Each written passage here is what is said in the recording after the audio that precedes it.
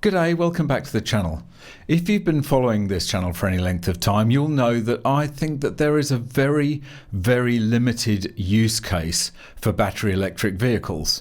And that would be for a small city runabout where you could go into congested spaces like city centres, small battery, small range required. It would cut down on air pollution and would make the city probably a better place to be without all that exhaust gases.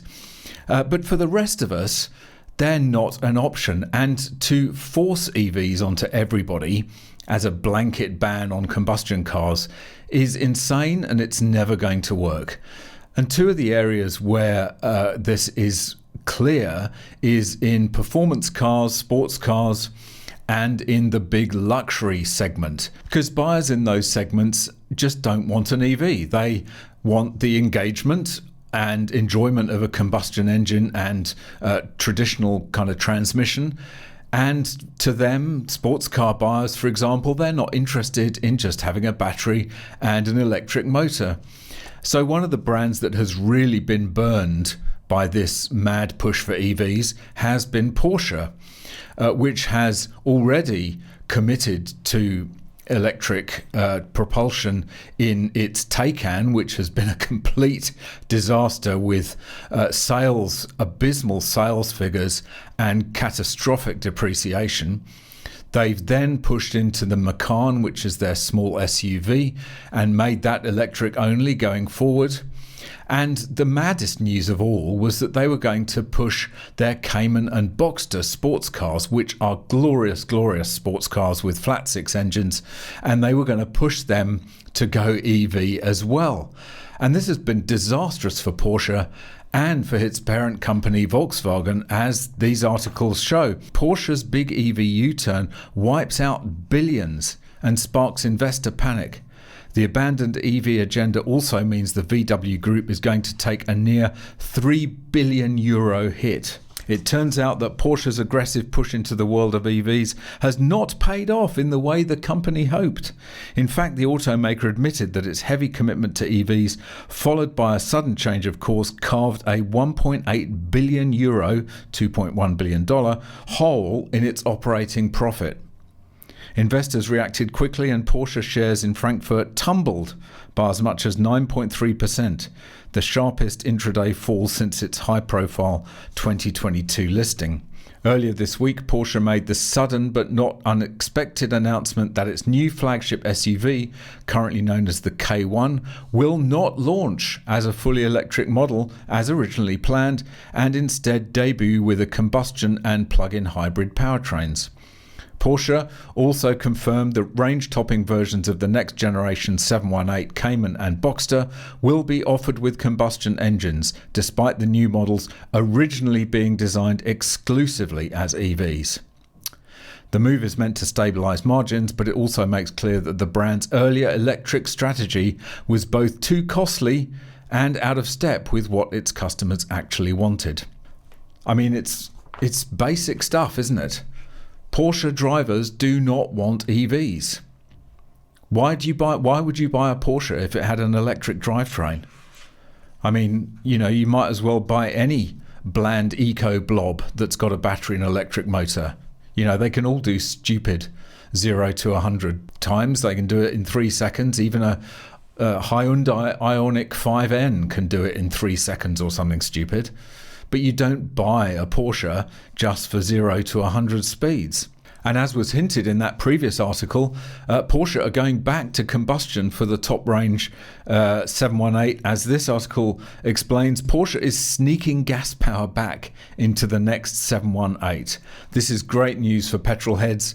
Bad news for evangelists. Electric Boxster and Cayman to be joined by expensive combustion variants that only wealthy fans will be able to afford. Well, yes, I think that will change, quite frankly. Porsche has made a few goofs in its time, including thinking it could replace the 911 with the 928 and dropping combustion power from the 718 lineup. It wisely U-turned on the first of those decades ago, and it's just confirmed it has backtracked on the second. The next Boxster and Cayman, originally planned as EVs only, will now get an ICE option, but only a small portion of buyers will be able to access it. Well, as I say, I think that may change. The rethink was confirmed late last week by Porsche on an investor call where CEO Oliver Blumer acknowledged that the EV market was no longer growing fast enough for the company to carry on with the electric-focused product strategy it conceived years earlier. As a result of the slide, Porsche is refining its plans to incorporate more combustion models, some of which will be highly emotional derivatives appearing at the top of the 718 lineup. No major details were released, but a likely explanation is that replacements for the Cayman GT4 and GT4 RS and 718 Spider could carry on with 6-cylinder petrol power.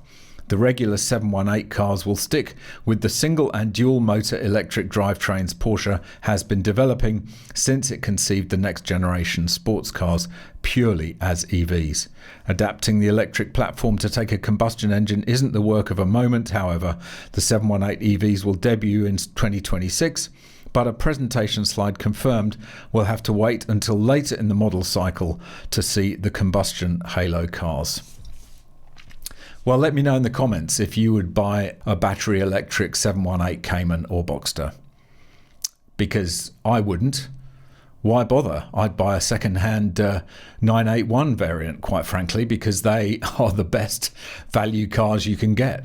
But anyway, let me know in the comments. We will see very soon how well these new electric Cayman and Boxster cars are doing when they get released. My view is that they're going to be an absolute sales disaster. But, as I say, happy to be proved wrong. And another area in which the push to electric just does not make sense is in big bruising V12s like the Bentley. And this, again, is a massive U-turn because they're going back on their original plans to go all electric or to make a majority of their cars electric. And as the headline reads, major British car brand to extend production of petrol engines as EV demand is not strong enough. Reality collides with fantasy. One of Britain's most premium car brands is set to delay its electric vehicle targets as it looks to continue the development of new petrol and diesel models. Bentley has announced that it will be preparing new internal combustion engine vehicles to succeed its Bentayga, Continental GT and Flying Spur models. The Crewe-based company originally planned to be carbon neutral by the end of the decade, based on its Beyond 100 strategy, although this was amended last year. Previous plans would also have seen Bentley only offer plug-in hybrids and electric vehicles by 2026. Oh my God. Are they mad? Before phasing out hybrids for a zero-emission lineup. I mean, again, why would you buy an electric Bentley? It's like... you've heard it all before. I don't need to repeat it. The new Beyond 100 Plus strategy will now see the brand sell electric vehicles from 2035. Well, we'll see. They keep pushing it back and back, with plug-in hybrids also being offered over the coming years. Speaking to Autocar, Bentley CEO Frank-Stefan Walliser confirmed that the brand maintained its pledge to launch a new plug-in hybrid or electric model every year from 2026. This will be headlined by its first electric vehicle next year, with plans for an urban SUV to kickstart the brand's electric future. Mr. Walliser stated that Bentley would be able to mix traditional petrol engines and battery electric powertrains, given the brand's position alongside other groups under the Volkswagen Group umbrella. Well, yes, it's part of the same group as Porsche. He added there is a dip in demand for luxury electric vehicles, and customer demand is not yet strong enough to support an all-electric strategy. The luxury market is a lot different today than when we announced Beyond 100. Electrification is still our goal, but we need to take our customers with us, he told Autocar. Like I've said, the only real use case for an EV is a small city runabout. It doesn't make sense for long distance journeys in a luxury car, like a luxury cruiser, like a Bentley, and it doesn't make sense for small, light, enjoyable sports cars. And here we've got perfect evidence of how Porsche and Bentley are having to wind back their rather bold plans that they announced previously in order to actually keep making cars that people want to buy. It's an absolute disaster, as we knew it would be, because forcing all manufacturers and all brands to go only electric will only end in complete disaster. All right, that's it for this one. Thanks very much for watching. Really hope you enjoyed it. See you in the next one. Bye for now. If you'd like to support this channel and display your anti-EV credentials to your Tesla-owning neighbours at the same time, why not buy some awesome MGUY merchandise, like this mug, this baseball cap, or this t-shirt. Each high-quality item sports the MGUY No EV sign, and they're all made to order, perfect for irritating the hell out of your local EV zealots. Visit store.mguy.tv or click the link in the description to check out the full range of products. And of course, you can always just buy me a coffee. Click the link in the description or scan the QR code on screen. Thanks very much for watching. Really hope you enjoyed it. If you've got any tips or stories, go there. If you'd like to watch another video, go there. If you'd like to buy me a coffee, go there. And please subscribe to the channel.